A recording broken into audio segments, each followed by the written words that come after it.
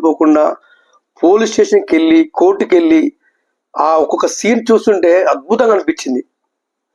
దాంట్లో అసలు ఎంత మెసేజ్ ఓరియంటెడ్ సినిమా అంటే ప్రతి ఒక్క ఫ్యామిలీ థియేటర్కి వెళ్ళి విత్ ఇన్ పిల్లలతోటి ఎడ్యుకేషన్ చేసే పిల్లలు ఎలా ఉండాలి, తల్లిదండ్రులు ఎంత సఫర్ అవుతున్నారు, యువత ఎంత పెడదవపడుతుంది అనేది సినిమా చాలా చక్కగా చూపించాడు గుణశేఖర్ దర్శకుడు.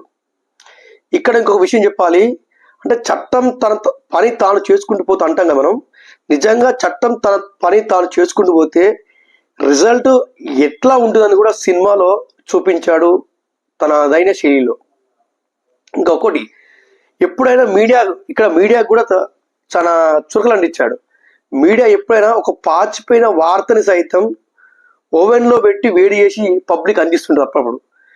ఇక్కడ ప్రతిదీ అంటే సినిమాలో ఒక మీడియాను, చట్టాన్ని గౌరవించే పోలీస్ ఆఫీసర్లని, అదేవిధంగా ఆత్మస్థైర్యం కోల్పోకుండా తన పైన రేప్ జరిగిందని చెప్పి పోలీస్ స్టేషన్కి వెళ్ళే ధైర్య సాహసాలు కలిగిన ఒక సివిల్స్ ప్రిపేర్ అయ్యే ఒక స్టూడెంట్, ఈ అన్ని కోణాలను మిక్స్ చేసి ఒక్కొక్క స్టెప్ బై స్టెప్ సినిమా తీస్తే చివరికి క్లైమాక్స్లో ఉంటుందండి.